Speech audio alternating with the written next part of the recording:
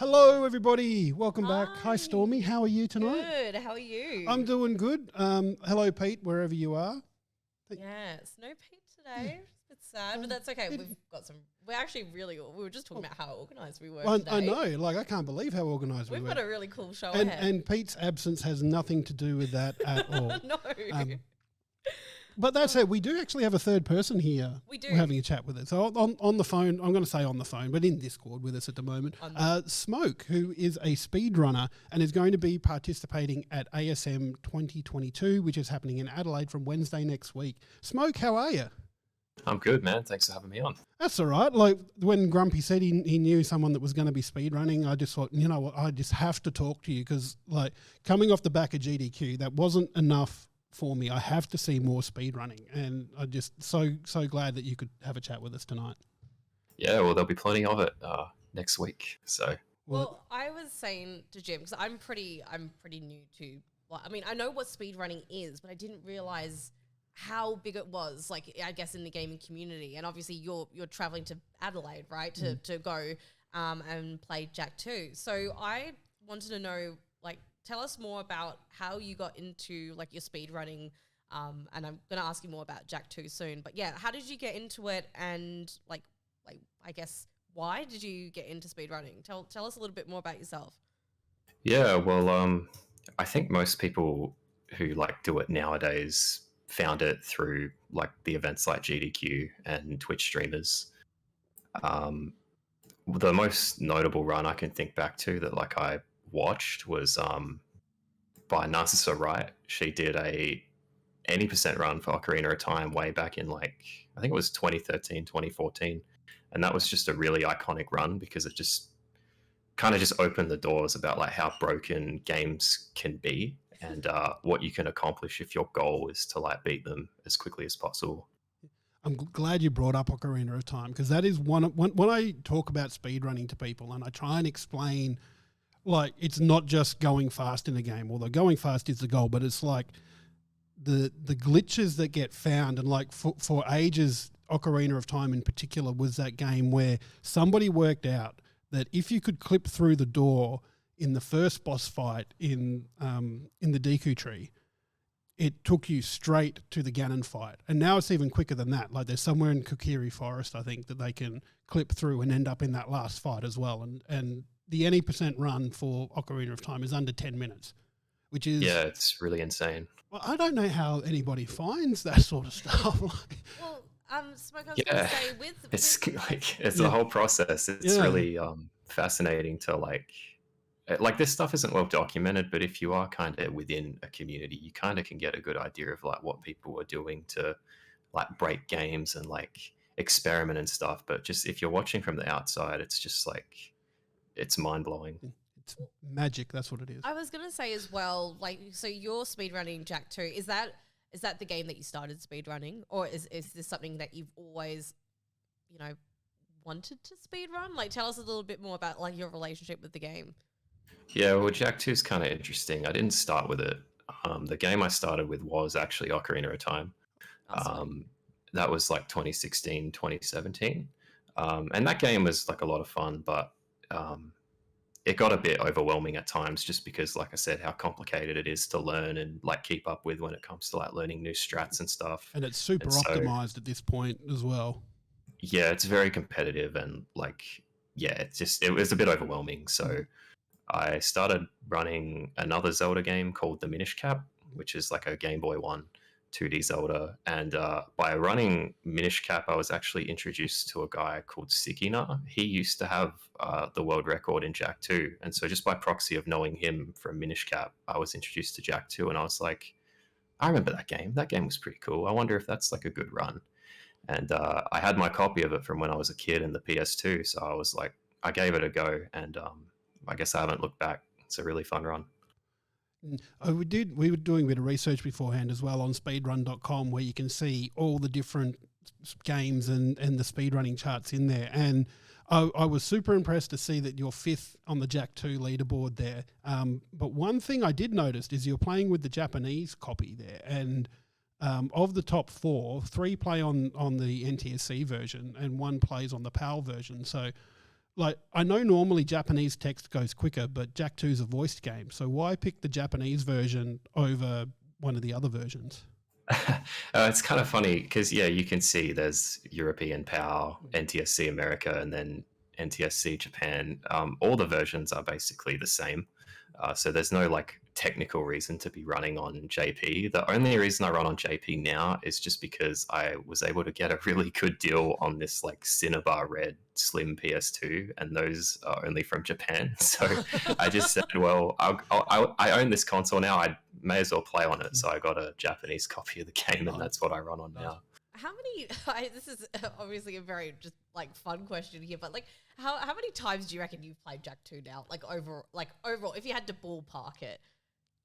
Well, in terms of like attempts, I'd probably say it's nearing like 10,000 attempts.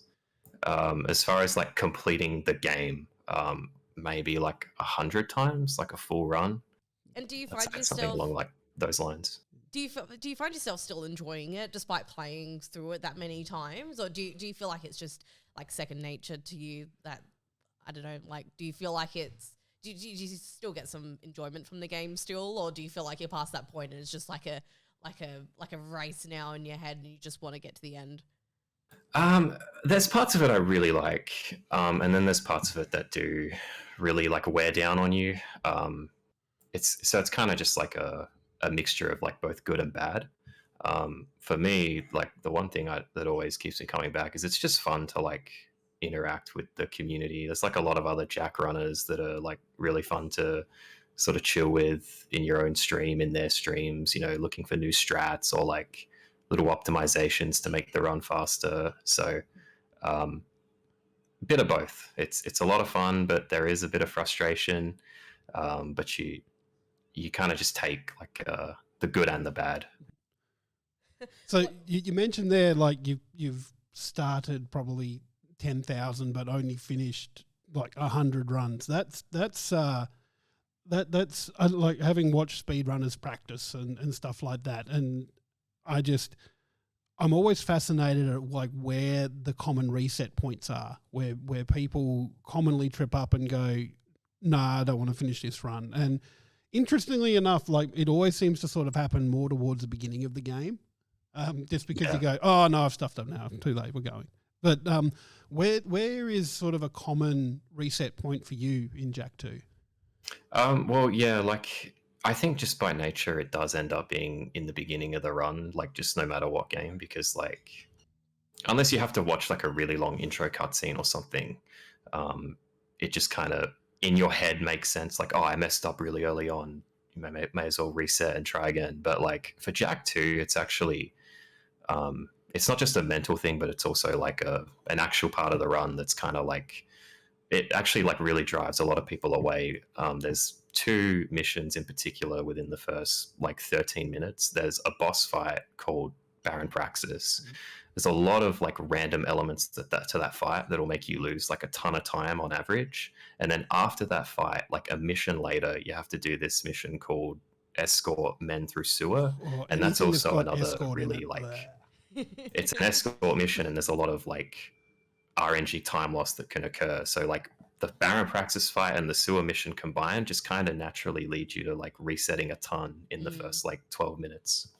I was gonna say one of our Goa team members is in the chat at the moment saying, I can feel Smoke's power level is over 9,000 just through the voice. So like over 100 playthroughs alone is just a wicked achievement, like a milestone to have. And I'm so amazed. I guess like one of my other questions as well for you is for anyone who's thinking of getting into like speed running or wanting to kind of know where to start, like what are your kind of tips, or what kind of got you started on like your speed running journey? How did you get there? I would say like just look for if you play a game a lot, like you played it a lot either as a kid or you play it now like casually, if you really enjoy it and maybe you want to get some more out of it, checking speedrun.com for that game, looking at some runs, maybe looking for anything that's been done at like GDQ or ASM, ESA. There's a ton of events like that where people will commentate their run and showcase it. And if it looks interesting, it can seem overwhelming to try and like learn a new game or like learn the tricks, but you don't have to do all the really hard strats or like learn all the glitches or whatever. You can do it at your own pace. It's like it's not a competition. You know, there are leaderboards and stuff, but at the end of the day, you're going for a personal best. And whether that's a record or not, it's still like a personal journey. So yeah, and that can be hard, especially when you've got a leaderboard right there and you're going, oh, the world record's low in Jack 54 minutes 35 seconds, and you sit and go, I want to make that, but like I did one a while back in Super Mario World. I played that game to death as a kid, and I did a race on another streamer's stream with Super Mario World No Star Road, and I think I got just over an hour there, and I looked it up and I went, that's pretty cool. It's not going to take much to get under like the top 200 there. And for me, that was the goal, to get in the top 200, just because it felt like an achievable thing. And I did get there. I did have a look, just because I think I did that about a year and a half ago. And I went and had a look before this stream, and I'm at like 273 now. So I have to get back into that and give it another go. Yeah, I was saying earlier to Jim, because we were talking about speedrunning and I hadn't really done it. I remember I played the Resident Evil 3 remake and I went, oh man, I love this game. I could probably play it again. So I went, oh, let's just see how fast I could do it. And it wasn't until I was watching other people, there were so many things I picked up that I was like, oh man, if I just skipped this bit, or if I looked over this section or did this a little bit differently, that could save me so much time. And there's so much you can learn from, I guess, watching other people too. So yeah, I'm so, again, incredibly gobsmacked by just how clever and creative you can be with finishing these games in record time. I think it's incredible. Are there any other games as well that you speedrun? Like, I mean, obviously Jack 2 is like your focus at the moment, but is there anything else that you like to, you know, try to endeavor to beat now and again, Smoke? Or I got into Half-Life 1 runs for a bit. They were a lot of fun. That's a completely different like game to what I'm used to, I guess. FPS, very movement heavy. The gold SRC engine's a lot of fun to like mess around in. So I did dabble in that for a bit, but yeah, for now it's mainly just Jack 2. Do you ever get tempted to run like Jack and Daxter or Jack 3? I've dabbled in all three games. I've done a 100% run of Jack and Daxter, and I've done a no out of bounds run for Jack 3. But I've always wanted to go to both of those games, but like every time like I get the itch to like try it out, I always get brought back to Jack 2, because I have like a lot of goal times I'm trying to go for, in particular the 54 right now. So nice. That's wicked. Cool. Well, Smoke, thank you so much for joining us tonight. We really appreciate it. And don't forget, for everybody watching, maybe listening on the podcast, ASM 2022 starts next Wednesday, the 13th of July, I think it is. And if you want to see Smoke running, 9:30 a.m. WA time on Sunday the 17th. You can see that. Also, anywhere else we can find you, Smoke? Do you stream on Twitch or anything at all? Yeah, if you want to watch me run Jack 2, you can check it out at twitch.tv/smoker2g, all one word. Awesome. I think Jim's just about to pop that in the chat for anyone that's looking to give you a follow and check you out. All the best, by the way. I hope it all goes well. I'm really looking forward to hearing how you go, and hopefully watching you next week too. Yeah, thank you. And thank you for bringing me on the show. It's a lot of fun. No worries. Bye. Thanks, Smoke. Bye. Hi, everyone. How are we? Hot damn. Like, I love talking about that. That was like, so cool. I love speedrunning so much. And I normally get like a little down period after a GDQ happens, because that's the explain again, GDQ. Okay. So GDQ is Games Done Quick. It's a big speedrunning event in the States that runs for 2 weeks, 24 hours. And they just finished up on Sunday, I think. And like I always get a little bit of, I want to see more. And then ASM's here. So I can start watching ASM next week. I can't wait. Can't wait to see it. We should quickly say hi to everyone in the chat. We had lots of people drop in while we were doing the interview. So Slatos, our very own Grumpy Goron, and Natty is here too. Gamma. Hello, Gamma, yes. And DJ Drifter was there earlier as well. Hello to everybody. And anyone lurking as well. Smoke was in the chat too. And yes, hello everyone. How are we all doing this week? Have you had a good week so far? I have had a pretty good week. Yeah? Yeah, doing a bit on. So it's always happy to come in on a Wednesday and do this. And of course, we've got to talk about some bloody good games. Oh, I love some bloody good games. I do as well. So let's start off with yours. Let's start with mine. Yeah. So thanks Aussie Broadband being part of our bloody good games of the week. Mine is Calico. So I actually picked up Calico through for free through Prime Gaming recently, and it's been a while since I've played a cozy game, and I guess amongst all like The Witcher and The Quarry, which have me like on edge and like very fast paced kind of games, I think it was just nice deciding to go for something a little bit more laid back, a little bit more chill. So basically, this game, you are in a world that's full of magical people, and your auntie has retired her cat cafe, and it's basically your job to run that cafe again, bring it back to life, furnish it, and also invite the many animals, not just cats, but many animals back to your cafe. And you can make food, and there's lots of characters and like quests and stuff that you go on to meet more characters, explore the world a bit more. So there is an element of exploration in there too, which is really fun. The music is gorgeous, which you can probably hear a little bit of at the moment. So this game is developed by Peachy King Games.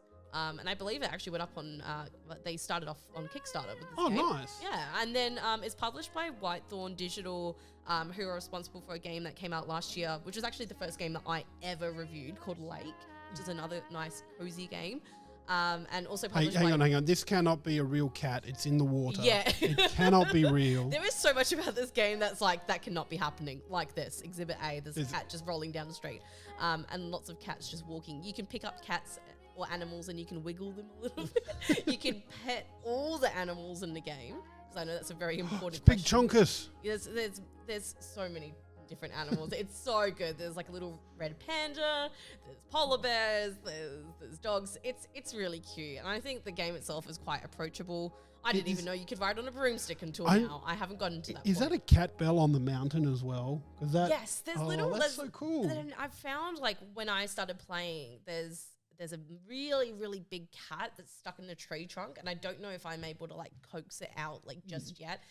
But it's cute. It's got this little element of magic, and the characters that live in this like little area with you are also really endearing and very sweet.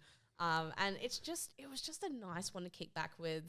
And I love the art style. The art style of this and the color palette and everything about this was just what I needed. I think after having such an eventful last couple of weeks of me being sick and not getting to play much games, and just wanted to ease myself back into something that was nice and cozy and relaxing. I could definitely recommend Calico, and I do believe it's available on all platforms as well. Part of me wish I got this for the Switch, because it is quite cute, and I can imagine myself, especially with the weather in Perth being so cold lately, cozied up in bed with some blankets and a hot chocolate and playing Calico.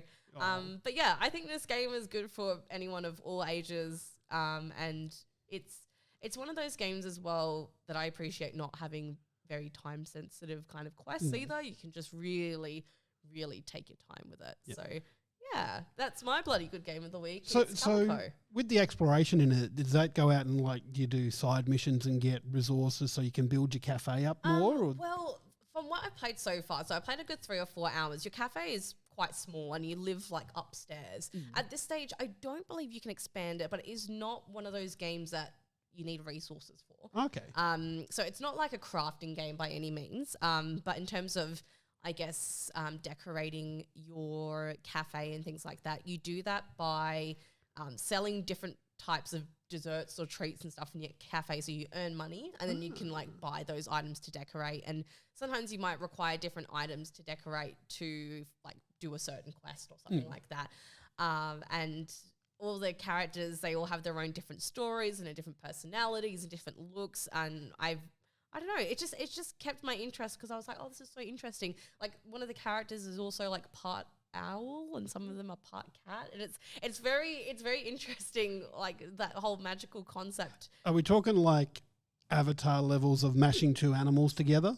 Yeah, I guess where like I think one of the characters, she had like the owl feet, but the rest of her were all normal. Or like there's a witch or something in the town as well, and she said that like a spell went wrong, and she's literally like half cat, like just a walking cat.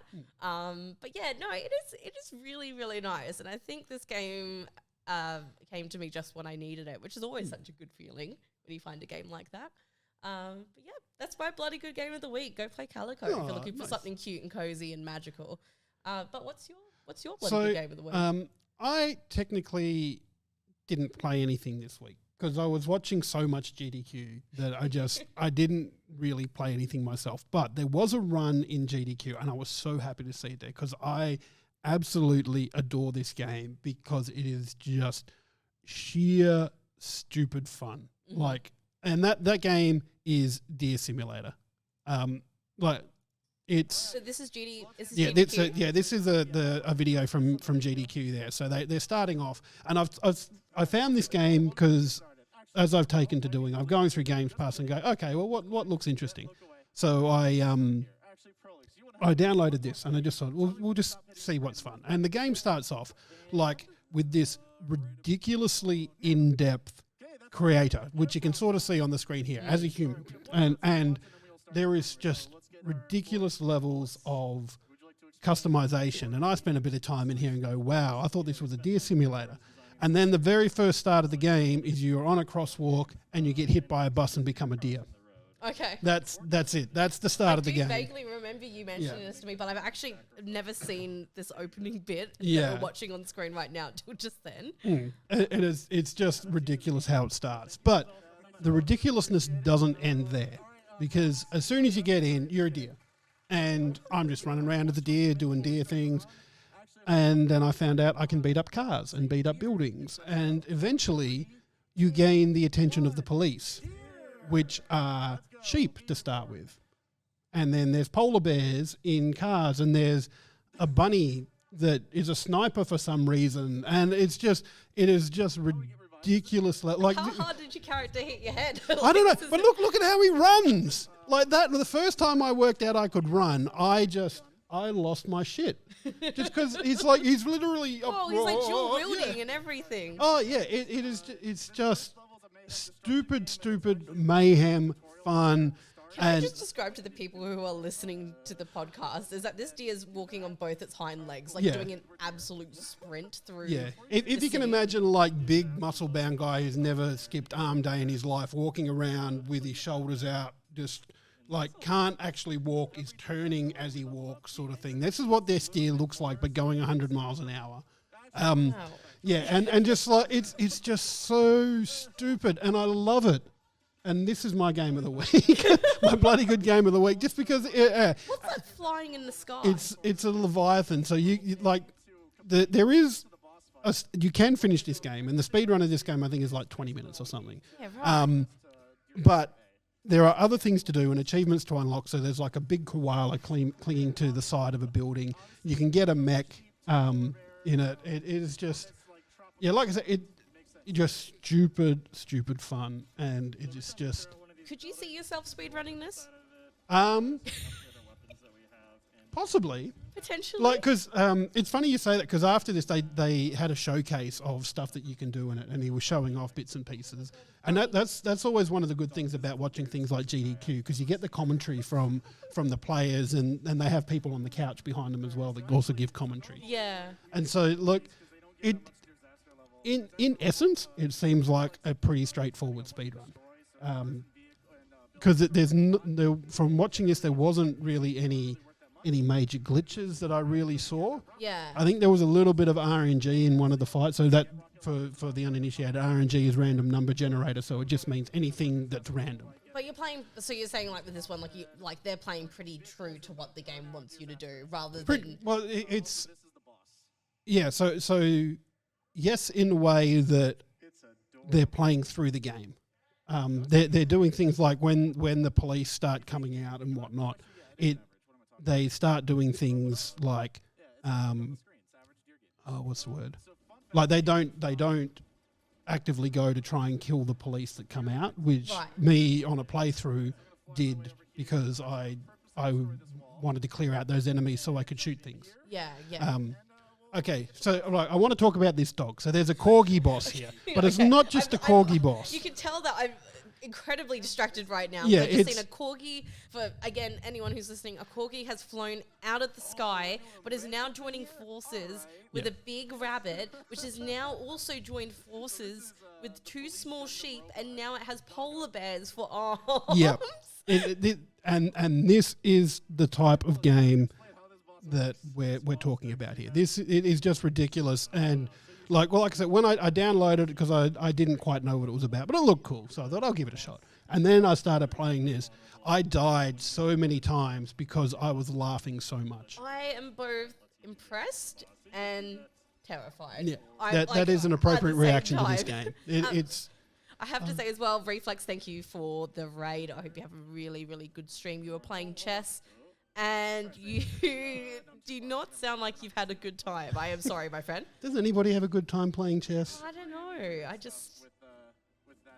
No. Sorry, I'm watching this deer fight this part corgi. And this is the first level. Polar There is bear. more. There is like... This looks like a final boss fight. Like No. This is a boss fight, but it's not final boss fight.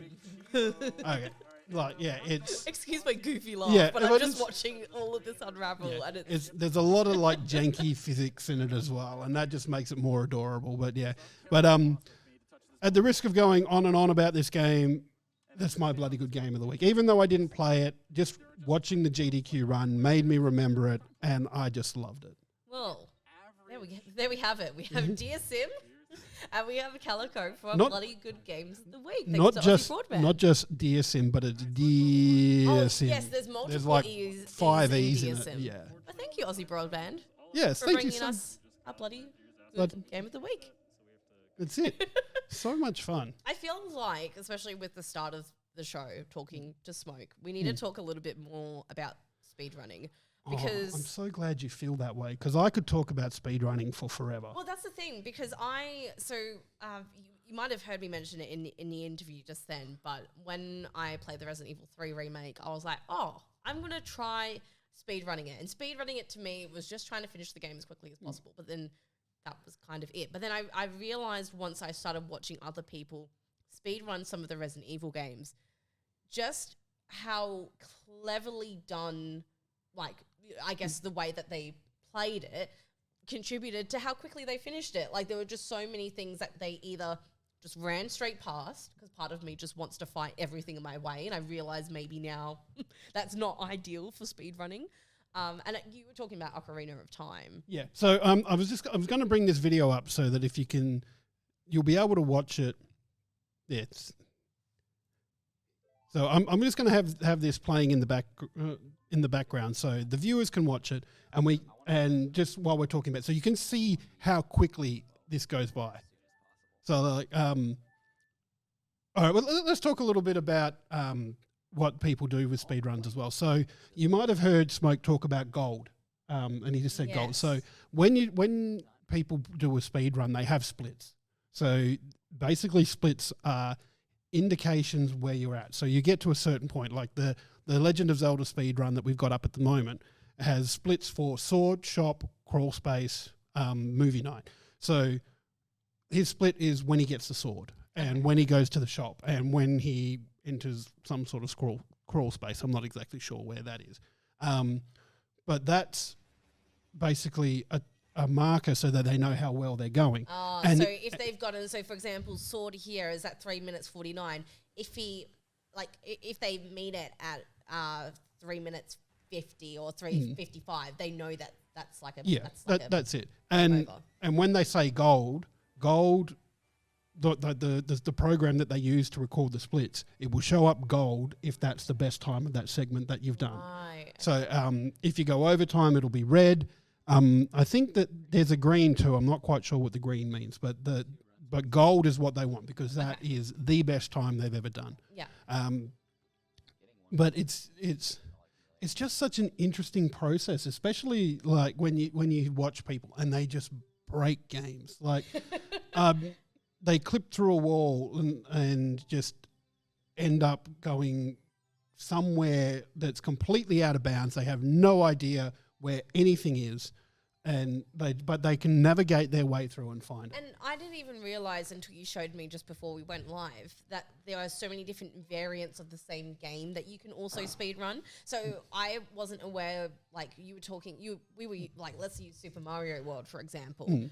How many different variants of a type of speedrun do you think we saw there? Like at least maybe 10 or 15 at the very least. I laugh at that a little bit because sometimes that's just about somebody's gone, I'm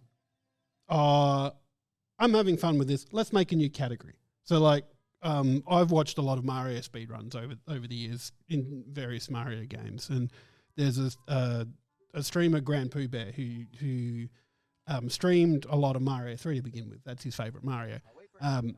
But he basically invented a new category in there, and him and his mates were running out, and they're called All Forts. So it means you had to finish all of the fortresses in Super Mario 3, but you didn't have to worry about finishing the castles. Right, okay. Yeah, and it is just, it's things like that where there's different categories that they can run.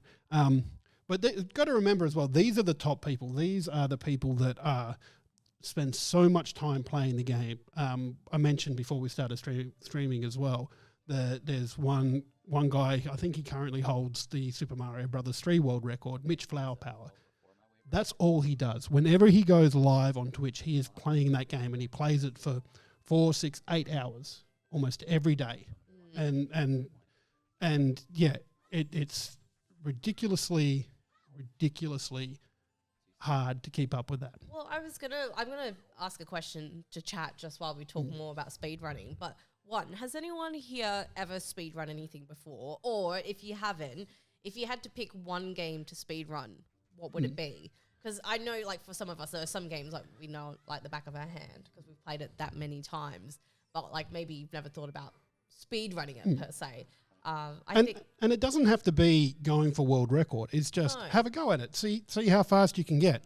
I'm sure, like, with my Resident Evil 3 one that I did, I just I wrote my personal best down somewhere. So I was like, look, if I come back to it, I'll give it another go. But I feel like the next time I go into it, I'm going to be a bit more strategic. Just because, like you said, there's so many, like, we're talking about Mario and Zelda where there were different little, like, glitches that allow them to just, like, progress in the game so much faster or get them to a certain point that you wouldn't have known. Like, I know I wouldn't have known otherwise unless I looked it up or researched it or something like that. That's it. And it was like Smoke was saying, you're not racing against the best person in the world. You're racing against yourself. You're going for a PB to try anything out. Like, even back when I was a kid, so I'm going to show my age here. I played Super Mario World when it first came out, and I could finish that in 20 minutes as a kid, running through Star Road. And yes, that's on the 11 exit speedrun version. Well, that's the category that would have been in. Yeah. And that's, I forget how much, like under 10 minutes, I think. So, like, as a kid doing that, 20 minutes compared to 10 minutes isn't bad. Yeah. Like, that's a pretty good run there. So it's, and of course it always comes down to practice, like Smoke was saying. Sorry, I was going to call him Stormie then for a minute. Nope, that's me. Different S. But yeah, it does. Yeah, it's practice. You keep practicing. That's why he's, played 10,000 odd runs of Jack 2, but only finished 100, because you get to a point and you reset and you start again and you try and perfect your movements. Well, that's the thing. I'm sure, like, in the back of your mind, like, you would get to a point where it'd be like, oh yeah, nah, I've taken too long in this bit, or like, they even said that there was an RNG like aspect to it as well. And I'm sure if you get dealt the wrong hand, you're like, oh yeah, that's it, that's over for me. Time to start again. That's it. But Gamma said that the game I would love to speedrun is Doom 2. Ooh. And then DJ Drifter says, no, I personally prefer to take my time and enjoy things. I play to relax, unwind from work, which is obviously super fair as well. That's it, because it's okay just to play. Yeah, absolutely. I think it's just very fascinating. I mean, for me, who doesn't know much about the speedrunning community and stuff, to know there's things like GDQ and things like that, and ASM and stuff. So I'm just so fascinated to, I guess, learn more. And, I have friends who are fans of certain franchises, or they have played a certain game so many times over that it's just become a fun competitive thing against themselves to want to try and beat that time. And I can really appreciate that. I think that's really fun. And it's interesting because I've seen a Ocarina of Time speedrun done there was a demo in, I think it was that came with Twilight Princess on the Wii. And it was only like a 10-minute demo, so you only had 10 minutes to finish it. But I think the full game is there because the speedrunners can finish it on that demo. Yeah. Because all the glitches, everything is still there. It's just when it hits that 10-minute mark, it just says, no, stop. There are some games that really, like we were talking about earlier, that really surprised me. Where So I just need to point out that they just finished Ocarina of Time. In 7 minutes and 14 seconds. Yeah, didn't even have to fight Ganon in that one. They found a glitch to go to the credits in Kokiri Village. Because I've been watching this video while we've been chatting and saying, oh, they're in the green. They've gone like 0.4 seconds earlier or 2.8 seconds earlier, and it's really, I think it's really fun just to watch even. And you you find yourself naturally, I think, just cheering along and wanting to see them beat those times. I think it's really a fun thing to watch just as well as play. Like, you were telling me earlier that there's speed running of Elden Ring, which I wasn't aware of. Oh yeah, it's like half an hour, or I was trying to remember because there was like an any % run that closed out GDQ, and I think that was 33 minutes or something. So that. But surely it's with like an existing. Like, there's no way they did it right from the beginning. They did it right from the beginning. That really pisses me off because I could spend 4 hours on like the same boss and not get anywhere with it. So to hear that someone can just do it from the beginning in record time, I don't even know what to say. Like no word of a lie. Go look up some of your favorite games on speedrun.com and you will get angry at how. Yeah, I think I'll just get frustrated at myself more than anything. Or even like look at the really long ones. Like there's one I watched in multiple stages on YouTube. I forget the guy's name, but he did 100% run of Breath of the Wild. Now, for those of you that don't know what that entails, it is getting a lot of the upgrades, unlocking all of the fairy fountains, finishing all the divine beasts, getting all the Korok seeds. It's ridiculously big. And when I watched it, it was like 28, 29 hours. And I don't have time for that. Like that's huge. Like props to them. That's intense. And it's funny as well because like the rules around it is you could go to sleep in that, but the timer keeps running. So you could have a nap or you could just play straight through. Yeah. Yeah. No, that's a lot. It's crazy. But yeah, that's speedrunning. And I can't wait to see ASM 2022 start up next week. So that's... Because what time is Smoke playing Jax again? So Smoke is playing Jak 2 at 9:30 a.m. Australian WA time. That means next on week Sunday. For the podcast, we can... Oh, not next week, week after. Oh, week after that's the 17th of July. Oh, awesome. Yeah, we have to touch base back then and see how Smoke did. That's it. We're all rooting for them. But this starts, I think I saw 8 a.m. Wednesday the 13th of July. So next, 8 a.m. WA time, so 10 a.m. Eastern Standard Time.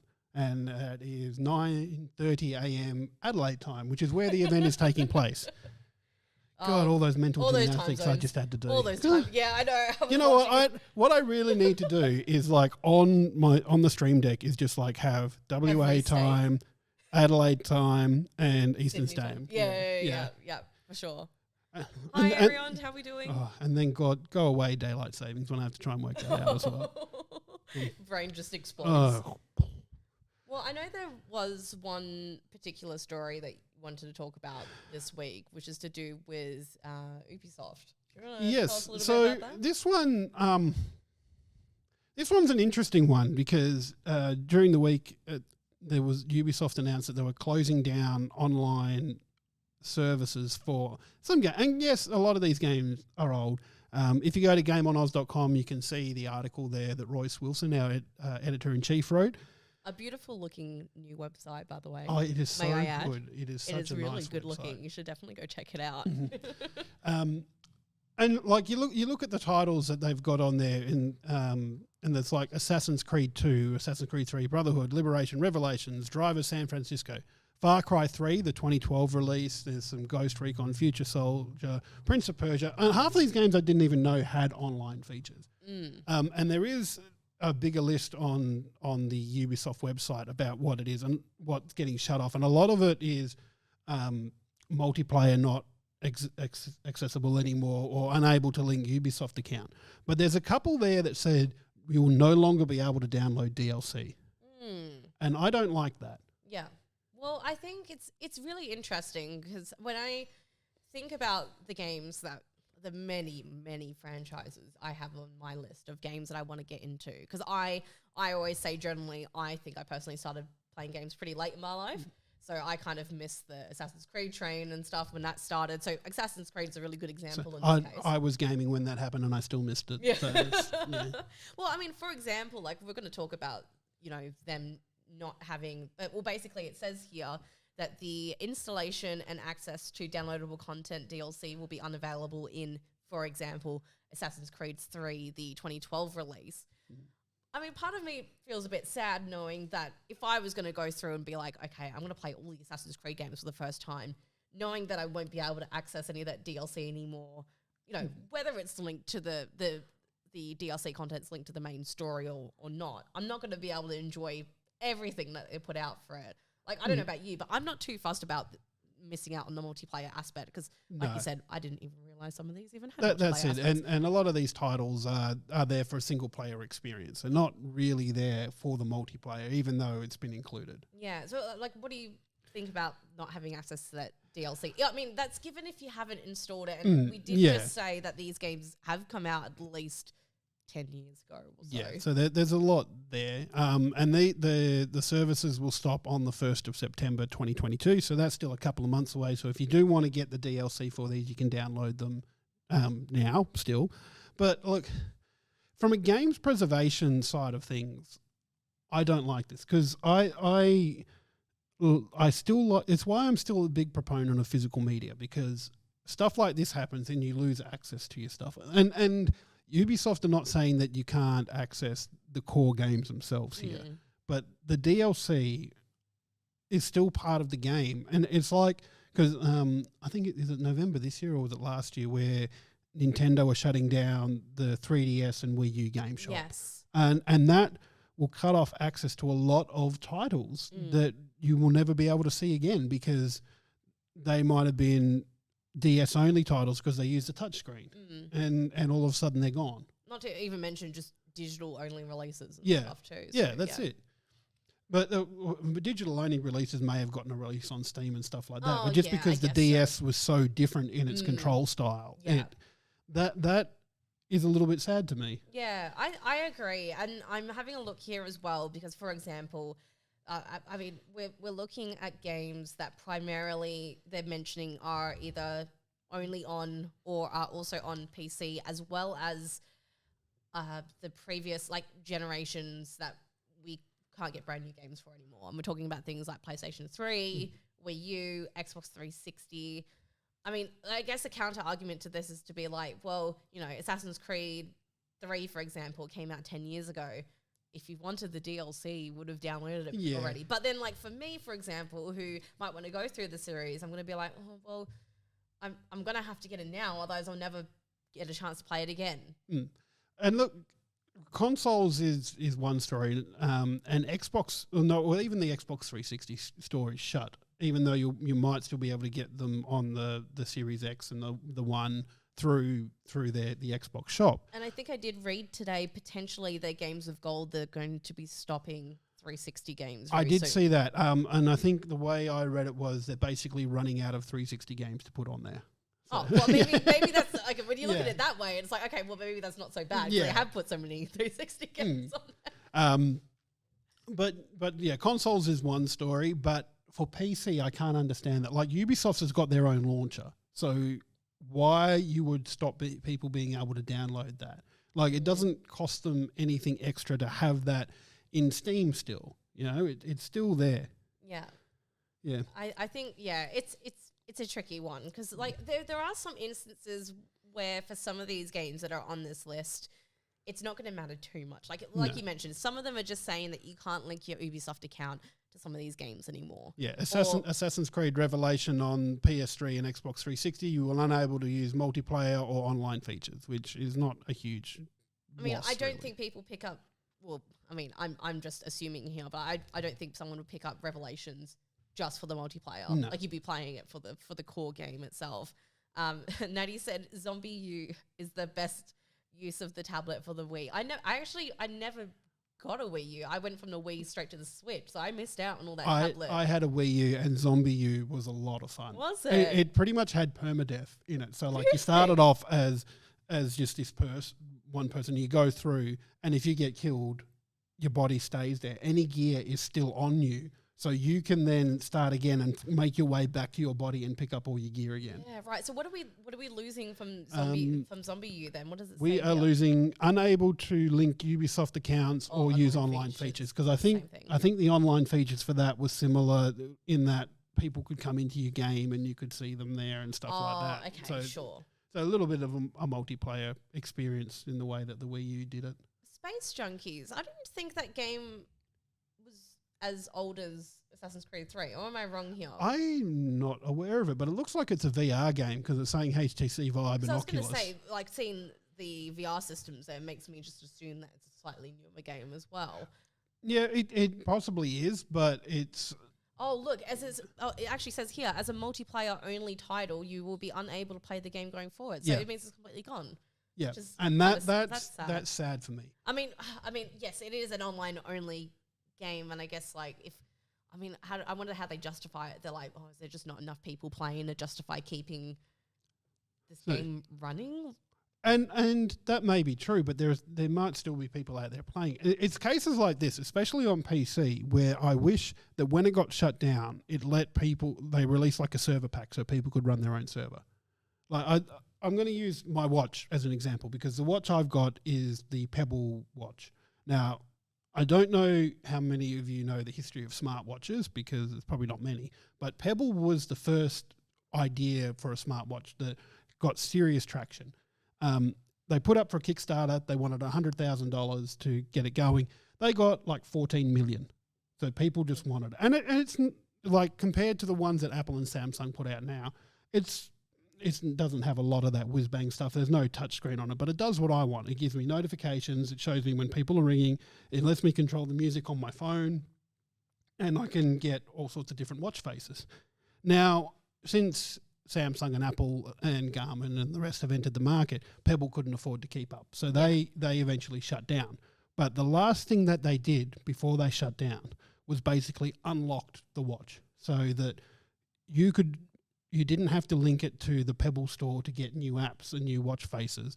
There is just now a whole community around it that is making stuff for it still. Oh, I think that's really clever. And I think that's incredible because I'd imagine any other company would be like, yep, see you later, you're done. Well, especially because like Pebble sold their patents to another, I think they sold it to Garmin.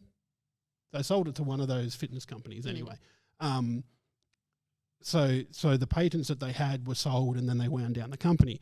But just that move of like opening it up, so it's basically a freeware thing now that you can program what you like on it. Use the APIs and do whatever the hell you like. And I wish that they would do that with games like Space Junkies that are online only, where they would release server tools so that you can spin up your own server and still play the game. Yeah, I wish I can get into the minds of the people at any games company, not even just Ubisoft, and just be like, oh, I wonder like how much work or how much time in decision making goes into deciding, okay, now's the time to turn off support for this game and things like that. Yeah, and especially with games that you buy outright and then have no method of making more money off them. How long do you run those servers for? And I do have a bit of a giggle when people look at Fall Guys and them going free to play and go, that's basically been a free to play game since launch. Like you may have paid to start with, but they had other ways of making money. So going to free to play is just a logical step for them because their battle passes and the stuff that you buy in game is how they make money, so they can continue to support it. But other games that don't have that don't have ways to support it. So I can see it, and especially VR. VR, as much as I love VR, it's still a niche thing. It's still very like small. Yeah. Yeah. And in the whole scheme of things, I should probably add. Yeah. And multiplayer only games require a pretty good player base. Yeah. So if it needs to connect to a server, that one's unfortunately I'm not surprised by that. Having had a lot of VR games and play them, like the main VR games that I will still go back to are the flight sims because I just love zipping around. But I tried. There's one called Zenith, which is an MMO one, which I think I talked about last week. Yeah. And I have a lot of fun with that, but just the sweat builds up around my face. I can only play that for an hour or two at a time. And if I'm playing an MMO, I am playing that thing all night. So VR still has its issues. And yes, I still have a Rift S helmet instead of like the Quest, which I think is a bit lighter. Yeah. I'm not sure about the HTC vibes and that sort of stuff and how they're going. But I'm interested to see, I guess, going off what you're saying there in the future, in the future of VR in general, but having multiplayer-based VR games, how long they can sustain themselves for. I think that's going to be a really big question over the next 5-10 years, just to see where it goes. As, obviously technology's changing all the time. We're getting a new PlayStation VR at some point soon as well. That's something that really intrigues me. Yes, I can see single player stuff continue to do well. I always go back to Beat Saber. Beat Saber is like a classic one for me to get back to. But I think. So just you mentioned that, and Natty's put in the comment in chat was feet saner, and then she's corrected saber, but not feet. So feet saber. Am I missing another? You go around and you chop off every people's toes. Yeah. I think. It'll be interesting to see where things go from here. But I guess for some people with this Ubisoft story, yes, maybe it was only a matter of time before they started, getting rid of the support for some of the online stuff. But when it does come to things like DLC for the game and not be able to uninstall it anymore, that's really quite sad. To me that's like not all these games that have no multiplayer or unable to link Ubisoft account. Don't care about that. But not being able to access DLC, that's a big one. Yeah, it's a bit of a shame. But there are games that disappear and you just don't see them anymore. That's very true. Or they you don't know where they've gone. And there was one Nintendo fan that did this in particular, and I found this quite hilarious because he wanted Nintendo to say where this game title had gone. It's F-Zero for those playing along home, and most people today would probably only know Captain Falcon, who's in Smash. He's an F-Zero character. Yeah, I didn't know anything beyond that, to be honest with you. But this guy, he loves F-Zero so much. He bought $58,000 Australian of Nintendo stock so that he could get up and ask, "Oi, what are you doing with this game? I want to play it." That's really intense. I wish I had $58,000. I got to say, if I had $58,000, I probably wouldn't be spending it on that. But yes, I get it. Like I'd like to have that clout to be able to do that.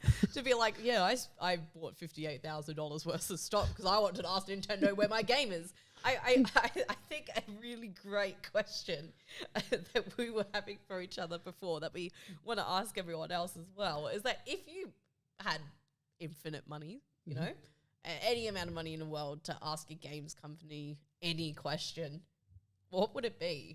Like, what game have you seen disappear that you're going to knock down on their door for and be like, hey? I would go back to LucasArts now that EA doesn't have the exclusive license for Star Wars games and go, hey, LucasArts, you know that Star Wars 1313 game that you were working on before Disney bought Star Wars? How about we revive that? I want to see that game, please. Yeah? Yeah. I would ask for a complete remake and remaster of all the Zoo Tycoon titles and its expansions, which is very, very random, but I just feel like since the new release of like the most recent Zoo Tycoon, I feel like it was back in like maybe 4 or 5 years ago.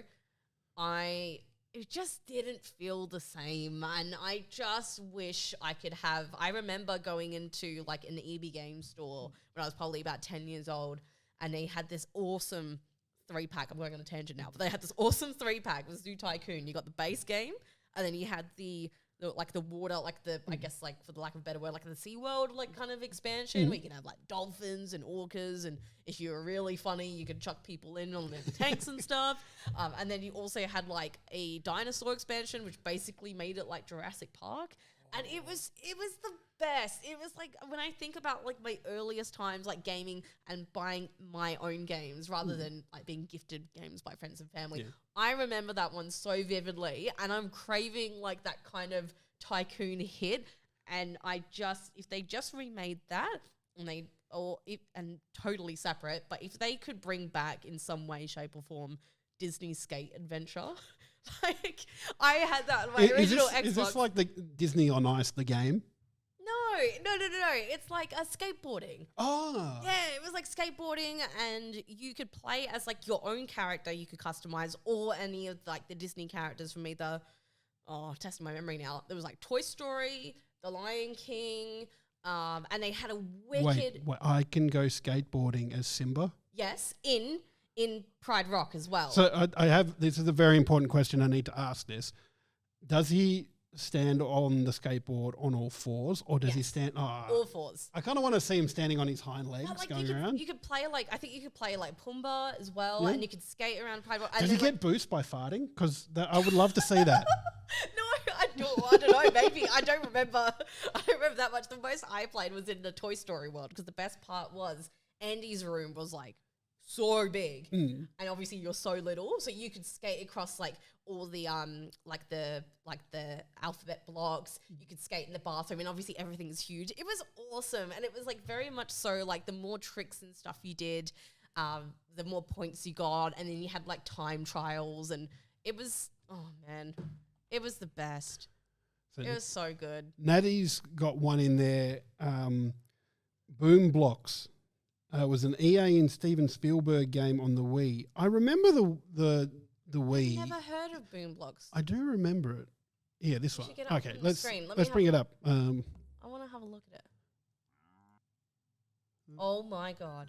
But yeah, basically, so this is what Natty wants. Yeah, so basically it was kind of a 3D Angry Birds, I guess is a good way to describe it. So you got enemies on the screen and you have to launch blocks at them, I think, by the look of it. But yeah, no, I vaguely remember that. And because like the Wii, obviously having the Wiimote made all games interesting. Remember when the Wiimote got introduced and how like absolutely mind-blowing that was? Oh. Do you remember? I'd remember playing so much Wii Sports, and it was basically a tech demo, but it was just so much fun. Like me and my mates would sit there, we'd play golf, and we'd have a couple of drinks and we'd play golf. I remember vividly going to a friend's house, and they were the first person I ever knew to have a Nintendo Wii, and everyone was just like, "Oh my god, this thing is incredible! You could play bowling by moving the controller in your hand. It's just like the real thing." I reckon I must have sold like half a dozen Wiis, because I had a mate lived in Carnarvon, and I took my Wii up there and we were playing. And yeah, I reckon I must have sold half a dozen Wiis to everybody up there, because they just looked at it and went, "Oh my god, this is so much fun. Let's go." Yeah. But another one Natty says is Eternal Darkness for the GameCube. I would love, and this is one I missed out because it came late in the GameCube life cycle. But it was just this amazing horror game. Like, you had this insanity meter, and the more you got scared, the more the insanity meter went up. And it was just, from everything I've heard about it, it was just so creepy and so well done. And then did it just never? Well, I forget who made it. Who made Eternal Darkness? But yeah, I know it never got a release on any other system. Hang on. Who made Eternal Darkness? Silicon Knights developed it. So that's a reasonably big studio. But yeah, no, I remember hearing about this game, and I need to go and find. I mean, I've spent freaking more money than I care to admit getting a GameCube copy of Twilight Princess. Maybe I should just go and find this one instead. Or maybe you can also, with your $58,000, knock on Nintendo's door and be like, "Hey, what are you gonna?" Nintendo. The pain in your voice. Yeah. Like, Please. I'm going to get started on a Nintendo rant because I love Nintendo games. I love what they do, but goddamn, they have some stupid ideas about various things like backwards compatibility in older games and just. I think it's so interesting us talking about Actually, like Natty ourselves talking about, if we had this amount of money, what games company would we ask for? And I think most of our answers have been remake or remasters of older games. Actually, I would ask Nintendo, although I think Natty kind of answered this in the Discord, but it was one that I was talking about last week or the week before. But Nintendo, where is Advance Wars 1 and 2 Reboot Camp for the Switch? Give us something. It was supposed to come out in December last year, then it got pushed back to April, and now it's gone. Yeah. But there you go. Yeah. Is that what you're going to do? That's another one I would like to do. But yeah, that is this week's big question, is that if you could ask a video game company any question you want, what would it be? I've thrown a few out there. I feel like I've got a lot more. And I just quietly, I had to repeat that there because there was definitely a rant coming, and I'm not ready for that just now. We're getting towards the end. We've been going for about an hour now, and I wasn't ready to be here for half an hour as I complain about Nintendo and why I love and hate them at the same time. Yeah, and your love for Zelda. We could be here all night. I love Zelda. Because I can collect Star Wars games and Zelda games. I don't care about the Mario games, but the Zelda games. And just quietly, I had a really good find. One of the retro shop down in Kelmscott, Retro Collect. It still had another shop in Mount Lawley here in Perth, but the one in Kelmscott was closing. So I went down and had a look at what I could find. I found Empire Strikes Back for the Atari. And I had to have that. I just need to get an Atari now. That's mine. That's it. It's mine. It's definitely mine. It is in my collection. But I mean, I also, like I said, I also own the GameCube copy of Twilight Princess. So bit of history of Twilight Princess. So it was supposed to come out on the GameCube, but it was held off long enough that the Wii launched as well. So it got released on the GameCube and the Wii, but because the Wii sold so well, there's virtually no copies of Twilight Princess on the GameCube. So it's worth a shit ton of money. There's your bragging rights. And same Breath of the Wild got released on the Wii U as well. So if you've got a copy of that. Yes, I actually do remember that. But I again, didn't see many. Yeah. Here's another little bit of trivia because Link's actually left-handed. But because most people in the world are right-handed, Nintendo thought when they released Twilight Princess on the on the Wii, that people would be confused. So instead of making Link right-handed, they flipped the whole map. So they mirrored it. And that's why a lot of Zelda purists, when they play the game, are right, well, you're looking at a map of Hyrule, Kakariko Village is always on the right-hand side.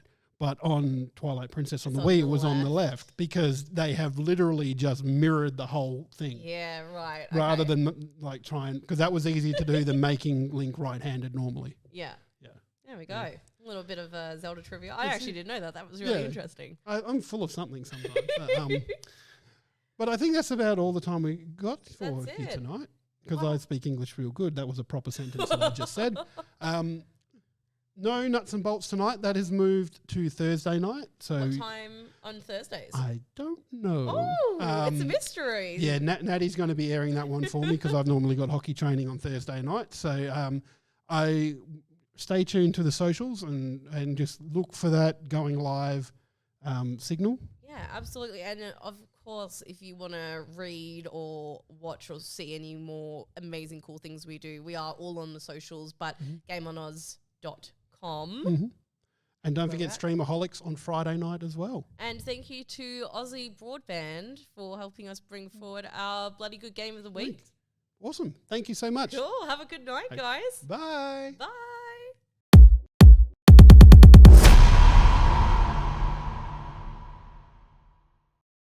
Wow, I hope you enjoyed that show. And if you want to make sure that you stay up to date with everything that Game On Oz has to offer here on YouTube, make sure you click the subscribe button. That's the best way